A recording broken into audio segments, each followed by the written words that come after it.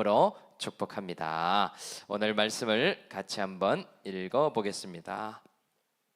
예레미야 11장의 말씀인데요. 9절부터 15절까지 말씀입니다. 우리가 합독해서 한번 읽어보도록 할게요. 시작.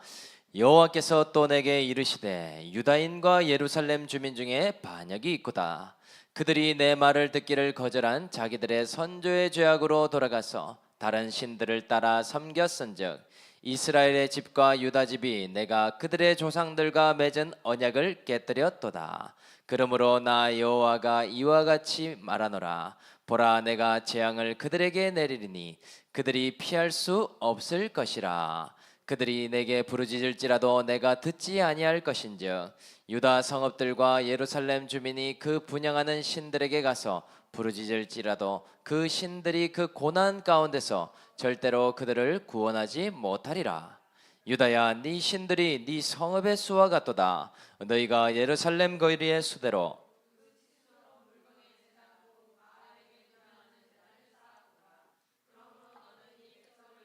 기도하지 말라. 그들을 위하여 부르짖거나 구하지도 말라. 그들이 그 고난으로 말미암아 내게 부르짖을 때에 내가 그들에게서 듣지 아니하리라. 사랑하는 자가 많은 악한 음모를 꾸미더니 나의 집에서 무엇을 하려느냐? 거룩한 제물 고기로 내 제단을 수 있겠느냐? 그때에 네가 기뻐하겠느냐? 아멘. 오늘 말씀 제목은 신앙의 목적은 언약 안에 거하는 것입니다 라는 제목으로 하나님 말씀을 나누도록 하겠습니다. 우리가 잘 아는 소통 전문가 김창옥 씨가 한 말이 한 가지 있습니다. 세상에는 지극히 평범해 보이지만 특별해 보이는 가정이 있다라는 말을 하더라고요. 그런데 그 가정의 내용을 보니까요, 부모님이 대단한 재벌이거나 명예나 높은 학식을 가진 그런 가정이 아니라고 말하는 것을 보았습니다. 그러면 어떤 가정이 특별한 가정인가? 정서적, 양육적인 또 신앙적인 유산을 갖고 있는 집안이라고 이야기를 합니다. 그래서요, 그것은 인생에서 문제로 보이는 것들을 어떻게 바라보고 해석할까, 그리고요 그 가운데 자녀들에게 무엇을 보여주고 가는가와 관련이 있더라는 것이죠. 그래서요, 정서적 유산을 많이 가진 아버지는요, 자녀가 문제 같은 행동을 할 때 화를 내는 것까지는 비슷해 보인대요. 똑같이 야단을 친다고 합니다. 그런데 무엇이 다른가 봤더니 그 뒤에 하는 행동이 다르더라.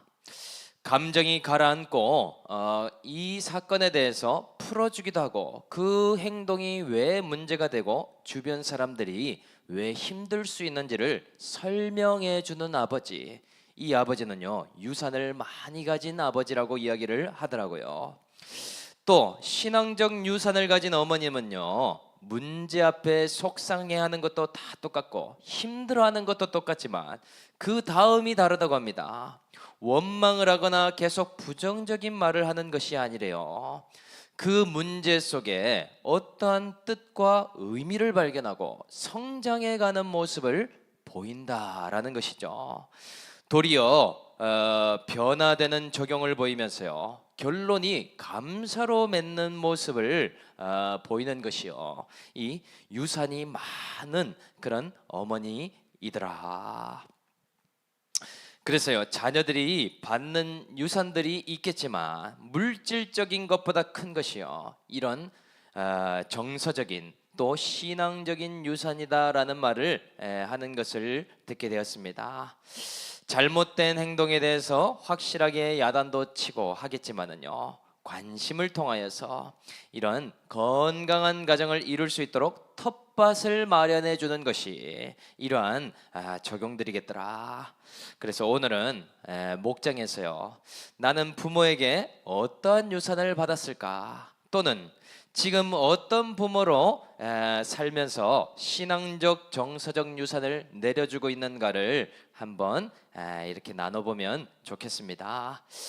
그래서 다시 본문으로 돌아와서요, 신앙생활을 오래 했어도 이 예레미야서를 처음부터 끝까지 본다는 것은 거의 전무한 일일 가능성이 큽니다. 그만큼 예레미야서는요, 목사님들도 전체를 다루는 것에 대해서 부담스러워하고 무거워하기 때문이죠. 한번 죄에 대한 이야기를 해도요, 참 힘들고 무거운데요. 1장부터 25장까지 계속 하려고 하니 얼마나 헤비하고 무거운 일이겠습니까? 그런데 우리에게는요, 이 일이 럭키 비키와도 같죠. 하나님을 제대로 보기 위해서는 참 필요한 말씀이고 좋은 말씀이겠더라. 하나님이 오늘 아주 특별한 가정의 아버지와 같이 우리에게 정말 그런 세밀한 아버지시라는 것을 볼 수 있는 말씀이겠더라. 그냥 무조건 참지 않고 때리시고 죽이시는 하나님이었다면 얼마나 무섭기만 하는 한 하나님이겠습니까? 그런데 이 예레미야가요, 이렇게 길게 기록된 이유는요, 왜 이런 심판이 올 수밖에 없고 그러한 행동이 문제가 될 수가 있는지 조곤조곤 설명해 주시기 위함이 아니겠습니까? 그래서 오늘은 신앙의 목적이 무엇인가, 이 언약의 관점에서 두 가지로 생각해 보는 시간을 갖도록 하겠습니다. 그래서 먼저 신앙의 목적 첫째는요, 하나님과의 언약 안에 머무르는 것이다. 우리가 먼저 10절 말씀을 한번 읽어보겠습니다. 시작. 그들이 내 말 듣기를 거절한 자기들의 선조의 죄악으로 돌아가서 다른 신들을 따라 섬겼은즉 이스라엘 집과 유다 집이 내가 그들의 조상들과 맺은 언약을 깨뜨렸도다. 아멘. 오늘 하나님께서는요, 남유다의 반역을 발견하게 되었다라는 말씀을 하고 있습니다. 그 반역의 모습은 총 세 가지로 이야기를 해주시고 계시는데요. 구체적으로 하면은요, 첫 번째는 하나님의 말씀을 거절하는 것이다. 그리고 두 번째는요, 자기들의 조상들의 과거 죄악으로 돌아가고 있다라고 말씀하십니다. 그리고 마지막은요, 다른 신들과 우상을 섬기는 것이다. 이 세 가지의 반역의 모습을 보고 있는데요, 이것이 결론적으로는 언약을 깨뜨렸다라고 이야기를 하신다라는 것이죠. 그래서요, 이 남유다는요, 신앙에 이런 쇠퇴가 오면서요, 하나님 존재 그 자체를 믿기보다 우리에게 복을 주시고 이 가나안 땅에 잘 살게 해주신 하나님만 믿고 있는지도 모르겠더라. 더 이상은 하나님이 어떻게 생각하시든 또는 무슨 말씀을 하시는가 이거보다는요, 내가 잘 살고 평안한 것 자체가 중요하게 된 것 같더라.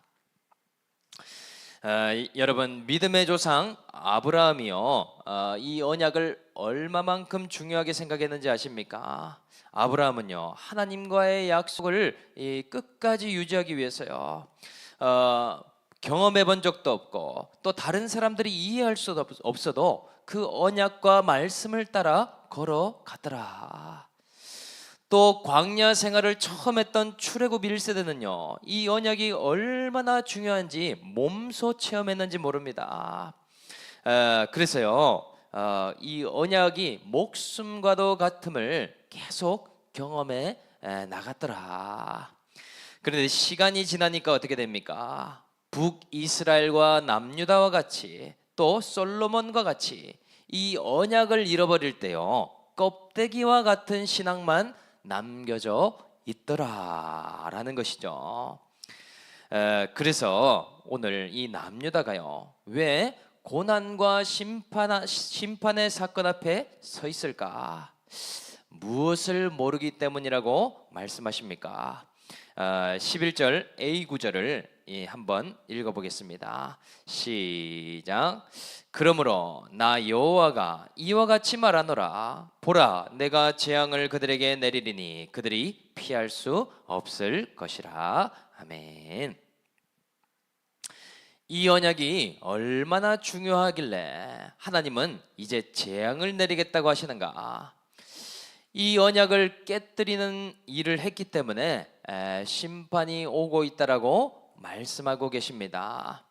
일단은요, 언약은 아무나 맺을 수 있는 것이 아니죠. 자기가 맺고 싶다고 맺는 것이 언약이 아니더라. 하나님의 택자여야만이 가능합니다. 아브라함을 봐서도요, 아브라함이 맺고 싶다고 맺은 것이 아니라 하나님이 아브라함을 먼저 선택하시고 이 갈대아 우르에서 먼저 건져내시지 않았습니까? 이렇게 하나님의 부르심이 먼저 있는 자들이 맺을 수 있다. 그리고요, 이 언약을 맺을 때는요, 제물이 필요하죠. 반드시 언약을 맺을 때는 제물을 하나님과 그 언약자 사이에 놓고요, 피를 흘리게 한 다음에 언약을 맺게 되지 않습니까? 그런데 제물을 쪼개고 피를 내는 이유가 무엇인지 아십니까? 제사의 형식도 언약의 형식도 마찬가지죠. 제물은요, 곧 나의 목숨이자 나의 분신과 같은 것이 아니겠습니까? 왜 제사를 드릴 때 제물에다가 안수를 하고 피를 쏟게 하는지 아십니까? 원래는 죄 때문에 내가 죽어야 되잖아요. 그런데 나의 분신이 되는 이 나의 귀한 소를 하나님 앞에 드림으로 죄를 전가시킴으로 나 대신에 죽는다는 의미가 바로 이 제사의 의미더라. 그렇다면 이 언약의 제물도 마찬가지가 아니겠습니까? 언약을 맺을 때도 하나님과 이스라엘 사이에 제물을 쪼개서 피를 흘리게 하는 이 의미가 있더라. 언약을 깨뜨리게 되면 이 제물처럼 쪼개질 수밖에 없는 인생이 나라는 것을 고백하는 것이요, 이 제물을 드리는 것의 의미라는 것이죠. 그런데 이 사실에 대해서요, 남유다가 까맣게 잊고 있었던 것이 아닙니까? 그래서 이 심판과 고난을 새롭게 해석할 수 있다는 것이죠. 지금 나라가 쪼개지는 이유가 무엇이겠습니까? 하나님의 말씀을 거부하면서요, 언약을 깨뜨렸기 때문인 것이죠. 포도원과 곡식창고가 쪼개진 이유가 무엇입니까? 다시 과거의 죄악으로 돌아가서요, 언약을 배반했기 때문이라는 것이죠. 또 가나안 땅의 모든 축복이 깨뜨려지고 지금 바벨론으로 끌려가는 이유 또한 무엇인가? 하나님이 미워하시는 우상을 섬기고 다른 신들을 섬겼기 때문이라고 말씀하시더라. 그렇기에 우리가 처음 맺은 약속, 언약대로 그대로 일어난 일이 아니겠습니까? 정말 신선한 충격이더라. 그래서 지금까지 하나님께서 왜 경고도 하시고 예레미야를 보내셨는가? 언약을 유지해야 되겠는데 계속 하나님의 말씀을 떠났기 때문이 아니겠는가? 유일하게요, 언약을 유지할 수 있는 방법은요, 말씀에 청종함으로 죄와 우상을 경계하는 일이기 때문이지 않겠는가? 그래서 오늘도 이렇게 또다시 말씀을 부어 주시더라. 그래서 이 말씀을 적용해 본다면요, 우리 신앙생활에 분명한 목표가 있는데요, 그것이 무엇인지 아십니까? 그것은요, 하나님의 언약 안에 우리가 잘 거하고 유지하는 것이다 라고 말할 수 있습니다. 그런데요, 이것이요, 곧 구원이 된다라고 말할 수 있다라는 것이죠. 그런데 우리는 교회 다니면서도 이러한 관점으로는 신앙을 한 번도 생각해 본 적이 없다는 것이 충격이 아니겠습니까? 그런데 이것이 언제 드러나는가? 사건이 오면 이것을 하나님이 드러내시기 시작합니다. 특히나 쪼개짐의 사건이 오게 될 때 이러한 언약에 대해서 우리가 기억해야 한다라는 사실이죠. 어떻게 내 건강이 이렇게 쪼개지는가? 건강을 내 마음대로 할 수 있는 사람이 있으면 얼마나 좋겠습니까? 그런데요, 시간이 지날수록 이것이 내 마음대로 안 되죠. 또 어떻게 나의 물질과 또 가정이 깨어질 수가 있는가? 참 하나님은요, 계수하는 분이시죠. 또 우리 공동체가 어떻게 흩어질 수도 있겠는가?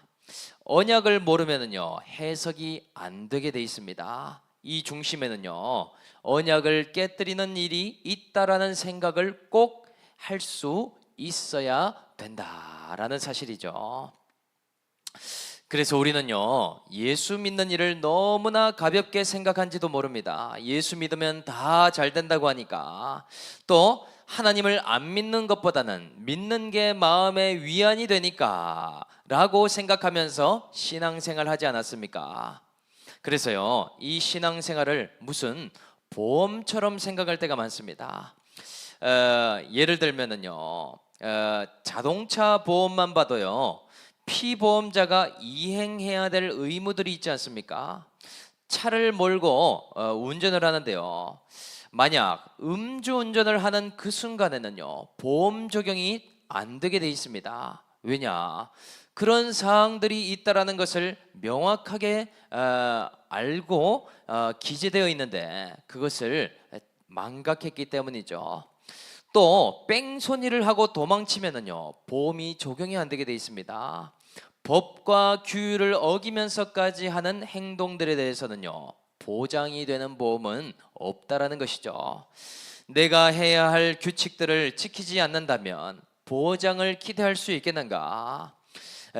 보험의 내용을 제대로 숙지 못했던지 아니면 무모할 정도로 대담한 것이 아니겠습니까? 마찬가지겠더라. 우리의 신앙생활에 가장 중심에 있는 것이 무엇인지 아십니까? 바로 이 언약이 중심에 있다라는 것이죠.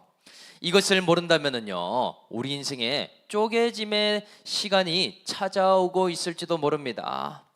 죄를 멀리하는 것, 우상을 섬기지 않는 것, 이러한 것들과는 전혀 관심이 없게 살아가고 있기 때문이죠. 그래서 저는요, 신앙생활에서 제일 중요한 것이 한 가지가 있다면요, 매일매일 말씀에 청종하는 일로부터 시작된다라고 생각하고 있습니다. 매일매일 말씀을 받지 않고 사는 것에서부터 이 직무유기가 생길 것이기 때문이죠.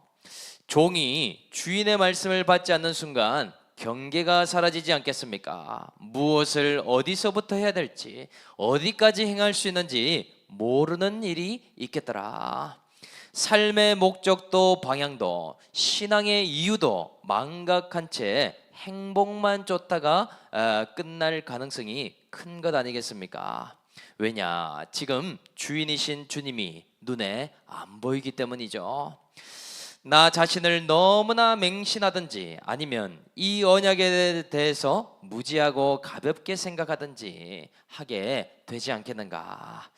그래서요, 언약을 지켜나가는데 꼭 필요한 것은요, 말씀에 대한 청종과 순종이 되겠더라.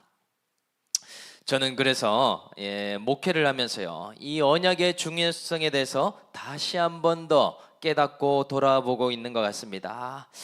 제 자신을 보니까요, 하나님의 언약을 가볍게 여기고 어기는 인생을 살아왔다는 것을 잘 보지 못했더라는 것이죠. 그렇다고 이 신앙생활을 안 한 것도 아닌데 정말 남유다와 비슷한 과정을 겪고 있음을 보게 되었습니다. 어떠한 일인가? 저에게는요, 하나님이 쪼개지는 사건을 그런 때마다 시마다 허락하심을 보게 됩니다. 내 자신을 너무 믿고 나의 젊음과 건강을 믿으면서 사니까요, 건강이 쪼개지는 일이 오는 것이 아니겠습니까? 그때마다 하나님의 말씀을 버리고 살고 있는 때임이 분명했더라. 또요, 목회를 시작하고 사람 믿고 또 죄악을 범하고 있으니까요, 공동체가 쪼개지고 물질이 쪼개지는 수고를 경험하고 있는 것 아닙니까? 또요, 이 피부가 쪼개지는 그런 양진의 사건으로요, 정말로 많은 수고를 하나님이 하게 하심으로 언약으로 돌아오게 하시는 그런 역사를 요즘도 보고 가고 있습니다. 정말 이것이 우연이 아닐까 생각할 수도 없이요, 그 타이밍이 너무나도 언약을 깨뜨리고 말씀에 대해서 멀리하고 있는 시간이 되더라. 오늘 저와 여러분들 언약의 내용을 우리가 망각하고 인지하고 있지 않다면요, 이러한 쪼개짐의 사건을 통과하면서 이제는 돌아오라 하심이 아니겠습니까? 저 여러분들은 그래서요, 이 신앙의 목적이 이 언약을 회복하고 이 언약 안에 거하는 일이라는 사실을 저희 모두가 발견할 수 있는 이 말씀이 될 수 있기를 주님의 이름으로 간절히 축복합니다. 신앙의 목적 두 번째는요, 예배 형식의 껍데기가 아니라 중심의 알맹이를 드리는 것이더라. 15절 말씀을 같이 한번 읽어보겠습니다. 시작. 나의 사랑하는 자가 많은 악한 음모를 꾸미더니 나의 집에서 무엇을 하려느냐? 거룩한 제물고기로 네 재난을 피할 수 있겠느냐? 아멘. 오늘 말씀해 보니까요, 남유다가요, 육신적으로는 하나님과 멀어지지 않았다라고 말씀하고 있습니다. 남유다는요, 성전의 자리를 지키고 있었다라는 것이죠.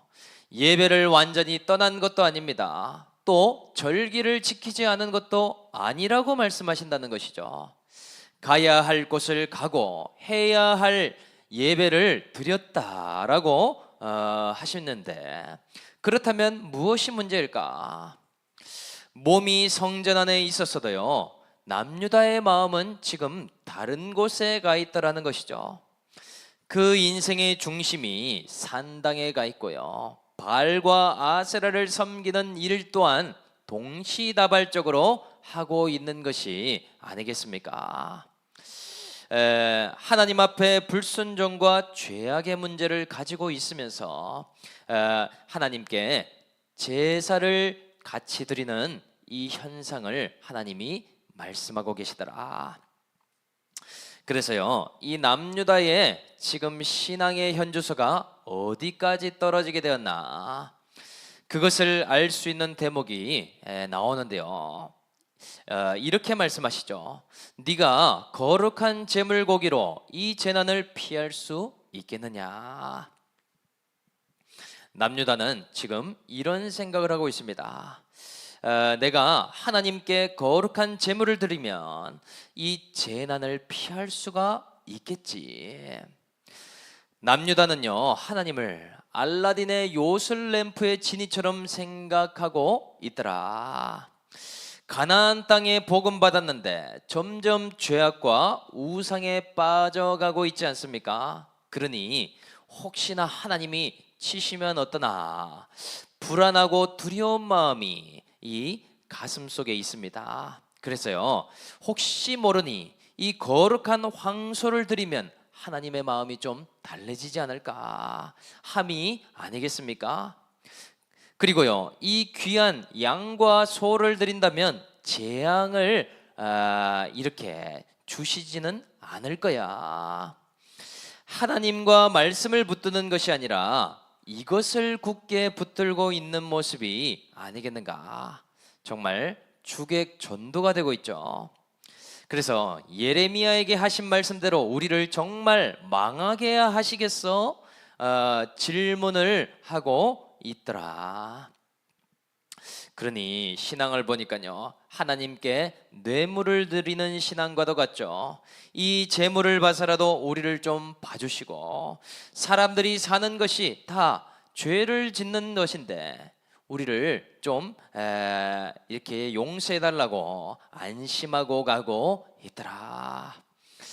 그런데요, 하나님 편에서는 이 예배를 받으실 수 있다라고 말씀하십니까? 받기가 어렵다고 말씀하시죠. 이제 너희들의 기도를 나는 듣지 않겠다. 이제 너희들의 제사를 나는 받기가 어렵다. 황금보다 귀한 황소도 필요 없고 너희들의 중심 없는 예배도 그렇게 드린다면 받지 않으시겠다라고 말씀하시더라. 얼마나 눈 가리고 아웅식의 신앙을 갖고 있습니까? 그래서요, 패역한 세대가 되니까요, 이제 예레미야에게도 이 남유다를 위해서 중보하지도 말고 이들을 위해서 기도도 하지 말라. 먼저 죄와 우상을 버리고 다시 예배를 드리라 라고 하심이 아니냐는 것이죠. 그래서요, 이 남유다식의 형식만 남은 껍데기 신앙, 이 신앙을 오늘 하나님이 말씀하고 계시더라. 우리는요, 그래서요, 이 예레미야서를 묵상하면서 신앙의 수준이 한 단계 업그레이드 되고 있죠. 예전에는 우리는 신앙생활에 대한 정의가요, 아주 표면적인 것이었습니다. 내가 신앙생활하고 있다라는 말을 한다는 것은요, 교회를 다니는 것으로 이야기를 하지 않았습니까? 나는 어디 교회를 다니고 지금 성도로 출석하고 있어. 또요, 예전에 예배를 본다라는 말이 곧 믿음 생활하는 것처럼 여겨지지 않았습니까? 그런데 또 조금 신앙의 연수가 생기면은요, 나는 직분도 받았고 침례받고 한 가지를 섬기고 있어. 이러한 일들이 너무나 중요한 것들인 것은 맞지만은요, 그거보다 더 본질적인 것을 우리는 생각해 봐야 되겠죠. 그래서 이런 표면적인 신앙생활을 하다 보면 부르짖게 되는 신앙의 주제가가 두 가지가 있음을 우리는 알 수 있습니다. 한 가지는 뭐냐? 솔로몬처럼은요, 하나님의 감동 코드를 자꾸만 찾으려고 합니다. 하나님의 마음을 감동해서 어떻게 하면 축복을 받을까? 그래서 솔로몬과 같이 많은 축복을 받은 것을 로망처럼 여기더라. 그리고 또 다른 주제가가 한 가지 있습니다. 내 죄와 불순종 때문에 고난을 당할 수도 있으니까 그것을 피할 수 있는, 하나님을 달랠 수 있는 행위를 하는 것이라고 말할 수 있겠죠. 그러니 안심할 만한 것을 하나님께 드리는 방식으로 이것을 행하고 있더라. 예를 들면은요, 열심히 헌신한다거나 11조와 헌금을 드리거나 조금이나마 하나님의 마음을 풀어드리기 위한 노력으로 안심하고 있는 일이 있지 않은가. 그런데 이 두 가지 모두 다는요, 그 기준이 하나님이 아니라 나에게 있다라는 것이 참으로 충격적인 것이죠. 그래서 이 방식의 신앙을요, 남유다식의 신앙이라고 말하고 싶습니다. 남유다식의 신앙생활을 가면은요, 본인도 알게 되는 것이 있습니다. 하나님이 기도를 안 들으실 거라는 것을 알고 있습니다. 왜냐? 내가 바뀌지 않을 것이기 때문에. 점점 예배가 식어가고 형식화가 된다는 것을 몸소 느낄 가능성이 큽니다. 왜냐? 지금의 거룩의 수준에서 더 높일 마음은 없기 때문이라는 것이죠. 오늘 말씀 그대로 남유다에게 있었던 일 그대로 있더라. 그래서요, 하나님께 맞추는 방식이 아니고 나는 나이라고 하는 마이웨이의 신앙생활을 갈 가능성이 크지 않겠습니까? 하나님의 뜻에 순종하는 방식보다 나는 이렇게밖에 살 수 없다, 바뀔 의지는 없으니 하나님이 좀 불쌍히 여겨주십시오. 물론 이런 기도도 하나님이 긍휼히 여기시겠지만은요, 우리는 이 치열한 줄다리기를 이제 내려놓고 하나님의 뜻대로 가야 되지 않겠습니까? 지금까지 해온 이런 남유다의 방식으로는 더 성장하기가 어렵겠더라. 그래서 우리는요, 하나님과 딜하려고 하는 습관을 이제는 벗어버려야 됩니다. 거룩한 제물을 드리는 것도 중요하고 헌신하는 것도 중요하겠지만 우리의 알맹이 있는 신앙, 거룩을 쫓기 위해서 회개하는 신앙으로 돌이키는 그런 모습이 되어야 되지 않겠는가. 그러한 일에 저 또한 적용하며 나아가려고 그렇게 하고 있습니다. 오늘 저와 여러분들 우리 올리브에는요 이러한 신앙의 변화가 있어야 되겠더라. 믿음의 거듭남이 있게 되는 그런 올리브가 되어야 된다는 것이죠. 그것이 없다면 또다시 과거로 돌아가지 않겠는가. 오늘 저와 여러분들을 바라기는요 이 남유다식의 신앙을 버리고요 중심 있는 예배, 알맹이가 있는 거룩의 예배로 변화될 수 있는 우리 올리브 예배가 될 수 있기를 주님의 이름으로 축복합니다. 말씀을 마무리하도록 하겠습니다. 신앙의 목적은